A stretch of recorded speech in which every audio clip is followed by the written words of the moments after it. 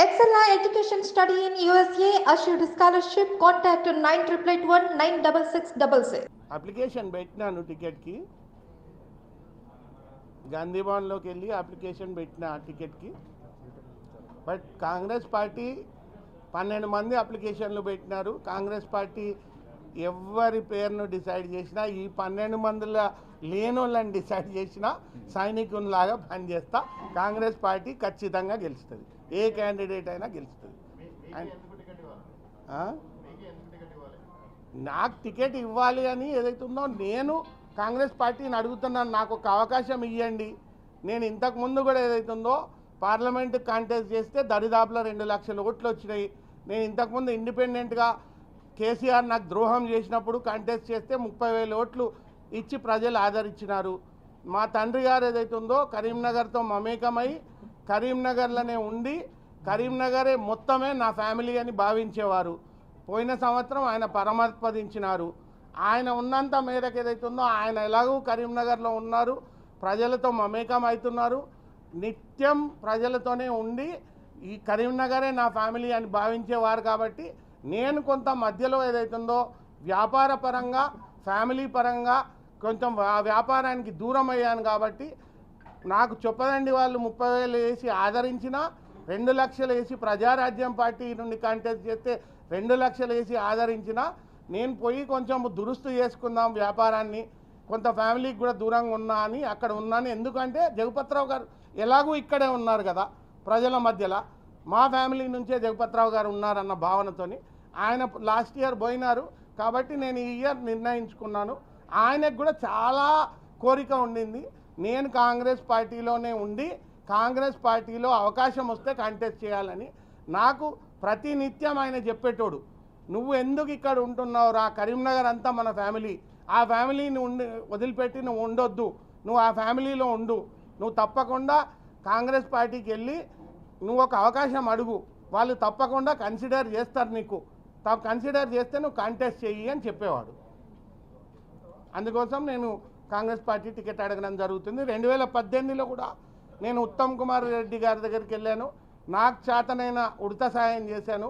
నేను కేసీఆర్ గారు నాకు ద్రోహం చేసిన దానికోసం నేను ఒక వ్యంగ్య రచన చేసిన ఆయన మీద. ఆ వ్యంగ్య రచన పుస్తకం ఆయనకి ఇచ్చినాను, క్యారికేచరింగ్ చేసి కార్టూన్లు వేసి. కేసీఆర్ గారు, హరీష్ గారు, కేటీఆర్ గారు, కవిత గారు, సంతోష్ గారు వాళ్ళ హావభావాలు ఎట్లా ఉంటాయి, వాళ్ళ కన్నింగ్నెస్ ఎట్లా ఉంటుంది, వాళ్ళు ప్రజలను ఎట్లా చుతియా కొడతారు అని చెప్పేసి అదంతా దాంట్లో ఒక ఫన్నీ మేనర్లో హ్యూమరస్గా రాసినాను. ఆ పుస్తకం ఇచ్చి మా నాన్నగారికి బలీయమైన కోరిక ఉంది కేసీఆర్ గారు పట్నం చూడాలని, ఇది నాకు చేతనైన సాయం చేస్తున్నా అని చెప్పి ఇచ్చినాను. అప్పుడు కూడా ఏదైతుందో నేను కాంగ్రెస్తోనే సేల్ అయినాను. మొన్న కూడా మన కాంగ్రెస్ అభ్యర్థులందరికీ కూడా నాకు చేతనైనంత ఉడత సాయం చేసినాను, తిరిగినాను, వాళ్ళతో మమేకం అయ్యాను. కాబట్టి ఈసారి అప్లికేషన్ పెట్టుకునే అవకాశం వచ్చింది కాబట్టి అప్లికేషన్ పెట్టుకున్నాను. నాకు ఇస్తే తప్పకుండా గట్టిగా పోటీ పడతా. అండ్ మేము న్యాయబద్ధంగా ఉండేటోళ్ళము. కరీంనగర్లో మాకు ఒక రికార్డు ఉంది, సత్యశీలతతోని వ్యవహరిస్తాము, మచ్చలేని రాజకీయం చేసినాము. అండ్ మా నాన్నగారు కూడా అభివృద్ధి ఎలా చేసినారో తెలుసు. అండ్ నాకు రాజకీయంగా కాంగ్రెస్తోని మొదటి నుండి ఏదైతుందో టచ్ ఉంది. యూత్ కాంగ్రెస్లో నేను జాయింట్ సెక్రటరీగా ఉంటుంది, జనరల్ సెక్రటరీగా ఉంటుంది, వైస్ ప్రెసిడెంట్గా ఉంటుంది, మార్కెట్ కమిటీ చైర్మన్గా ఉంటుంది, స్టేట్ మార్కెట్ కమిటీ చైర్మన్ చేంబర్కి జనరల్ సెక్రటరీగా ఉంటుంది, నెట్కాప్ కార్పొరేషన్లో డైరెక్టర్గా ఉంటుంది, మా ఊరు గుండి గోపాలరావుపేట సొసైటీ చైర్మన్గా ఉంటుంది. సో ఈ అన్ని పదవులు టీఆర్ఎస్లో కూడా నేను జనరల్ సెక్రటరీగా ఉంటుంది. నేనే ఏదైతుందో టీఆర్ఎస్లో చాలామంది ఎమ్మెల్యేలు మంత్రులు టీఆర్ఎస్లో ఉన్న వాళ్ళను పార్టీలకు తీసుకొచ్చి రిక్రూట్ చేసినవన్నీ నేనే. బొంతు రామ్మోహన్ను, జగదీష్ రెడ్డిని, ఎర్రోల శ్రీనివాస్ను, కర్నె ప్రభాకర్ను, ఇంకా చాలామంది ఎమ్మెల్యేలు మినిస్టర్లను. కానీ కేసీఆర్ గారు నాకు చేసినంత ద్రోహం ఎవరికి చేయలేదు. నన్ను హెలికాప్టర్లో కూడా పట్టుకొచ్చి ఏదైతుందో బీఫామ్ ఇస్తున్నా అన్నాడు, ఓ దొంగ బీఫామ్ ఇచ్చినాడు. తర్వాత ఏదైతుందో ఎక్స్పెల్ చేసినాడు పార్టీకి వెళ్ళి. నా కాన్స్టిట్యుయెన్సీ చొప్పదండికి వచ్చి ఏం చెప్పినాడంటే, నేను బీఫామ్ దొంగతనం ఆయన ఇంట్లోకి వెళ్ళి చేసి తీసుకొని వచ్చి అది ఫైల్ చేసినా అని చెప్పినాడు. బీఫామ్ దొంగతనం చేసి హెలికాప్టర్లో ఆయనే ఎంట కొచ్చుకుంటాడా? అంతకన్నా చండాలమైన మాట ఉంటుందా అసలు ప్రపంచంలో? ఏ విషయంలో కూడా అభివృద్ధి అస్సలే చేయలేదు. ఈ కేటగిరీ రైల్వే స్టేషన్ను కనీసం డి కేటగిరీకి తేలేకపోయిండు.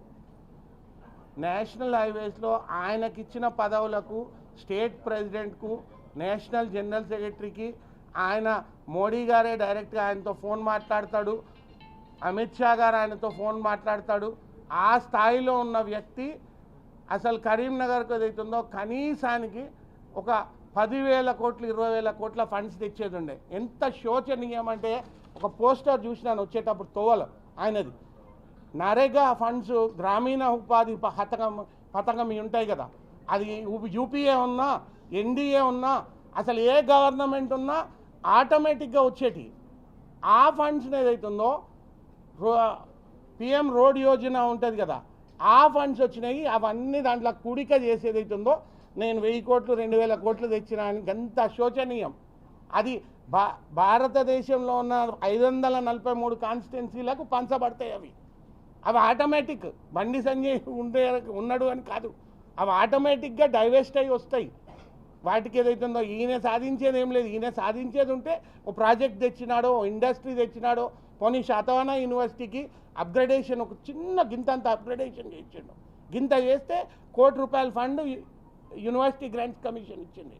యూనివర్సిటీ గ్రాంట్స్ కమిషన్ నుంచి కనీసం ఒక 20 కోట్లు 30 కోట్లు 50 కోట్లు తెస్తే కనీసం ఆడ faculty improvement and college improvement, పరిసరాల ఇంప్రూవ్మెంట్ జరిగేది. నువ్వు రైల్వే స్టేషన్ అభివృద్ధి చేయవు, కొత్త రైల్వే లైన్స్ తేవు, నువ్వు ఎయిర్పోర్ట్ విషయంలో తేవు, ఎన్హెచ్ విషయాలలో కూడా ఎంత డిలే. కరీంనగర్ వరంగల్ రోడ్కి అసలు ఎప్పుడో ఫండ్స్ రావాలి, ఎప్పుడో ఎగ్జిక్యూషన్ కావాలి. ఇంత లేట్ అయ్యే అవసరమా? గన్ని యాక్సిడెంట్స్ కావాలి ఆ రోడ్ మీద. ఆ రైల్వే బ్రిడ్జ్ది అదో పెద్ద మ్యాచ్ ఫిక్సింగ్. ఆ మ్యాచ్ ఫిక్సింగ్ ఏదైతుందో టీఆర్ఎస్ వాళ్ళు చేయబట్టే రాలేదు, నేను చేసినాను, ఆఖరికి ఏదైతుందో నేను చేసినాను అంటాడు. ఆ ఫౌండేషన్ స్టోన్ కూడా రాడు. ఆ ఫౌండేషన్ స్టోన్కు రైల్వే మినిస్టర్ను నితిన్ గడ్కరీని తీసుకొచ్చి వాళ్ళని బతిలాడి మా కరీంనగర్కి ఏదైతుందో 50 కోట్లు ఇవ్వండి 100 కోట్లు ఇవ్వండి అని అడగడు. మీకు ఇంకో విషయం చెప్తాను. ఒక బ్యూటిఫుల్ స్కీమ్ ఉంది సెంట్రల్ గవర్నమెంట్లో, ప్రసాద్ స్కీమ్ అని. అది టూరిజం మినిస్ట్రీ కింద వస్తుంది. టూరిజం మినిస్టర్ ఎవరు? కిషన్ రెడ్డి గారు. కిషన్ రెడ్డి గారు తెలంగాణ వాస్తవ్యులు. బండి సంజయ్ గారు ఆకాశం అంతా ఎత్తుకెదిగిన లీడరు, ఆయన అనుకునేది. సో అలాంటప్పుడు ఈ ప్రసాద్ స్కీము ఆలయాల పునరుద్ధరణ కోసం పెట్టిండ్రు. 3-4 వేల కోట్ల బడ్జెట్ ఉంది దానికి. పోయి ఒక 100 కోట్లు 50 కోట్లు కొండగట్టు అంజన్న స్వామి టెంపుల్కో, వేములవాడ రాజన్న స్వామి టెంపుల్కో, వీరభద్రస్వామి టెంపుల్కో, మత్స్యగిరీంద్ర స్వామి టెంపుల్కో నువ్వు రోజు టెంపుల్ విషయమే మాట్లాడతావు. నువ్వు రోజు నీకు దేవుడు టెంపుల్స్ కారణంగానే ఒక్కసారన్నా గెలిచినావు. మరి కనీసం అది అవుతుందో ఒక 100 కోట్లు లాక్కొని రావచ్చు కదా కిషన్ రెడ్డి దగ్గర. నువ్వు నాకు ఎందుకు ఇవ్వని బల్లగుద్ది లాక్క రావచ్చు కదా. ఇక సస్తాడా? ఒక్క నయా పైసా పెడితే ఒట్టు. పోనీ రాష్ట్రంలో ఎవరికి రాలేదు, ఈయనకు రాలేదు అనుకుంటే అట్లేం లేదు. ఆ డీకే అరుణ ఏదైతుందో జోగులాంబ టెంపుల్కు తీసుకొని పోయింది 50 కోట్లు. రామప్పకు వరంగలోళ్ళు తీసుకొని పోయినరు, భద్రాద్రికి అక్కడోళ్ళు తీసుకొని పోయినరు. మరి ఒక్క నయా పైసా నన్ను తెచ్చిండా? ప్రసాద్ స్కీమ్ కింద నన్ను దేవాలచ్చు కదా. ఆలయాలు వీళ్ళంతా మన దేవుళ్ళు కాదా? ఇవన్నీ మన ఆలయాలు కాదా? ఓన్లీ అయోధ్యలో ఉన్నోళ్ళే దేవుళ్ళ? ఇక్కడ ఉన్న దేవుళ్ళు కాదు, ఇక్కడ ఉన్న ఆలయాలు కాదు. వీటికి అభివృద్ధి అవసరం లేదు, వీటికి ఫండ్స్ అవసరం లేదు, వీటి పరిసరాలను బాగు చేసే అవసరం లేదు, అక్కడికి వచ్చే పిల్గ్రిమ్స్కు ఫెసిలిటీస్ ఇంప్రూవ్ చేసే అవసరం లేదు. అసలు ఏదన్నా అభివృద్ధి కార్యక్రమం చేసినారండి? ఒక కనీసము జనరల్ బాడీ 40 మండలాలు ఉన్నాయి, 6 మున్సిపాలిటీలు ఉన్నాయి అండ్ ఒక కార్పొరేషన్ ఉంది. ఎన్ని జనరల్ బాడీలు అటెండ్ చేసిండండి? నాకు తెలిసిన మేరకైతే ఒక్కటి కూడా అటెండ్ చేయలేదు. 520 600 మొత్తం అయితే ఒక్కటి సింగిల్ కూడా అటెండ్ చేయలేదు. అంటే ఇంత బిజీ ఏందండి? నాకు అర్థం కాలేదు. మీరు మరి ఆకాశం దాకా పోతే మరి ప్రజలకు అసలు దరిదాపులోనే లేకపోతే కేసీఆర్ గారిని కేటీఆర్ గారిని ఎందుకు బొందబెట్టిండ్రు? కేసీఆర్ గారిని కేటీఆర్ గారిని బొందబెట్టడానికి కారణం హ్యూమన్ టచ్ వెళ్ళిపోయింది. మీరు పోయి ప్యాలెస్లో కూర్చొని మీరు ఒక్క మనిషిని కలవరు, మీరు ఒక్కరికి అపాయింట్మెంట్ ఇయ్యరు. వాళ్ళందరినీ అన్టచబుల్స్. వాళ్ళని టచ్ చేస్తేనే ఏదైతుందో మాకు పాపం తగులుతుంది అన్న సెన్స్లో మేము ప్యాలెస్లో ఉంటామని తయారైనరు. నువ్వు చేసింది ఏంది మరి? నువ్వు చేసింది ఏంది? ఒక్క జనరల్ బాడీకి పోవా? ఆ జనరల్ బాడీకి పోయి ఆడ సాధక బాధకాలు ఏంది? మండలంలో ఏం సాధక బాధకాలు ఉన్నాయి, మున్సిపాలిటీలో ఏం సాధక బాధకాలు ఉన్నాయి, ఏం చేయాలి? ఇంత అన్యాయమా? ఇంత అన్యాయం ఉంటుందా అసలు? నాకు ఒక 1000 మంది చెప్పిండ్రు ఒక్కసారి కూడా ఫోన్ ఎత్తాడని. ఒక్కసారి ఫోన్ ఎత్తకపోతే అసలు ఏమైనా బాధలు చెప్పుకోవాలంటే ఎవరికి చెప్పుకోవాలి? అంటే ఇంకా నువ్వు మొత్తం స్టేట్ అంతా తిరుగుతా, గాలి మోటార్లు ఏదైతుందో స్టేట్ మొత్తం తిరిగి క్యాన్వాస్ చేస్తా, లేకపోతే ప్రతి చోటికి పోయి డైలాగులు, ఈ డైలాగులు పేలని సుతిలి బాంబులు, ఒక్కటన్నా పేలేది కాదు. ఈ డైలాగులకి ఏమో దానికి కొంత కొదువేముంటుంది? ఓ సోషల్ మీడియా గ్యాంగ్ని ఎంట పెట్టుకున్నాడు, 3 మార్ డ్యాన్సులు చేయించుడు అండ్ డైలాగులు పేలని సుతిలి బాంబులు. ఇదేనా ఇక రాజకీయం అంటే? అభివృద్ధి కుదరండి. రాజకీయం అంటే ప్రజలతో మమేకమై ప్రజల కష్ట సుఖాలు తెలుసుకొని ప్రజల మంచి చెడు ఏడుపు, వానికి ఏం బాధ ఉన్నది, వానికి ఏం దుగ్ధున్నది, ఏం బాధ ఉన్నది అరుచుకొని అవుతుందో భుజం మీద చేసి ఏం బిడ్డ ఏమవుతుంది అని అడిగి నువ్వేం చేయకపోతే నువ్వెందుకు? నీకు ఆ పదం ఎందుకు? ఆ పోజులు ఎందుకు? ఆ బడాయిలు ఎందుకు? అవసరమా?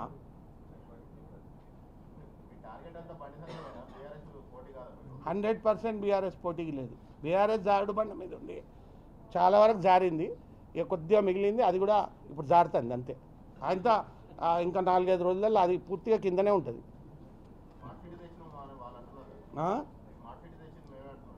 స్మార్ట్ సిటీ అనేది 100 పట్టణాలకు వచ్చినాయి భారతదేశంలో. 100 పట్టణాలు మొత్తం బీజేపీ ఉన్నోళ్ళకే ఇవ్వలేదు వాళ్ళు. 100 పట్టణాలలో ఆపోజిషన్ ఉన్నోళ్ళకి కూడా ఇచ్చినారు. ఆ ఆపోజిషన్ ఉన్నోళ్ళ లిస్ట్లో కూడా చాలా ఉన్నాయి. మీకు ఇవ్వమంటే నేను ఆ లిస్ట్ ఇస్తా, చూసుకోండి. ఈయన కారణంగా రాలేదు అది.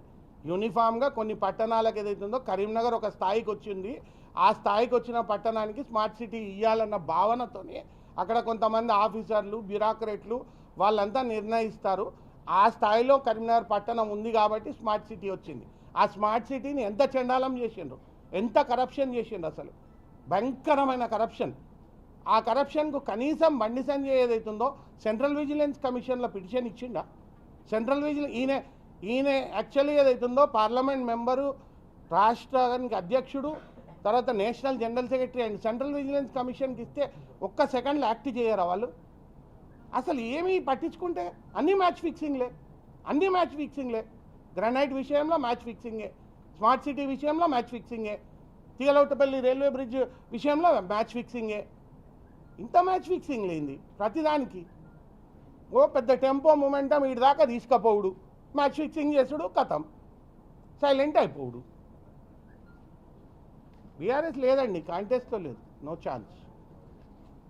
బీజేపీ కూడా మాకేం కాంటెస్ట్ కాదు. కానీ కరీంనగర్ ప్రజలకు తెలవాల్సిన విషయం ఉంది ఏంటంటే బండి సంజయ్ అనేటాయన అభివృద్ధి అసలే చేయడు. ఆల్రెడీ 5 ఏళ్ళు మనం చూసినాము, ఆయనకు అభివృద్ధి మీద పట్టింపు లేదు. ఎవరి హ్యూమన్ టచ్ అసలే లేదు, ఎవరితో పట్టించుకోడు. 5 ఏళ్ళ తర్వాత వస్తాడు, మనోభావాలతో ఆడుకుందామని ప్రయత్నం చేస్తాడు, అంతే తప్ప ఆయనది ఏమి అభివృద్ధి విషయంలో జీరో. సెంటిమెంట్ రెచ్చగొట్టడం, కులాల మధ్యలో మతాల మధ్యలో చిచ్చు పెట్టడం. మీ అందరి సహాయ సహకారాలు నాకు ఎంతైనా అవసరము అని భావించండి. మనం కలిసి ప్రయాణం చేద్దాము. అన్ని రీతిలా మీ అందరితోని నేను కలిసి ప్రయాణం చేస్తా. కరీంనగర్ ప్రజల కోసమైనా మీ విషయాలనైనా గట్టిగా మీతో ఉంటాను.